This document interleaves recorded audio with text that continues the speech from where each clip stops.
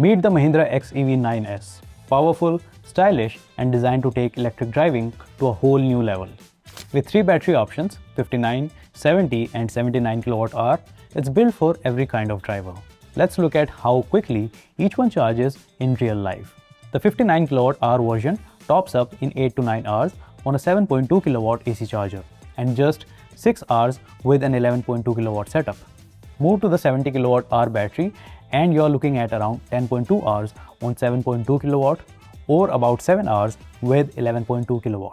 And the biggest 79 kWh pack takes around 11.7 hours on 7.2 kW or roughly 8 hours with 11.2 kW AC. Remember, if you need to use 11 kW charger, you need 3-phase connection. But when you want speed, the DC fast charger makes it real quick. Plug into a 180 kW DC charger and you can go from 0 to 80% in just 20 minutes.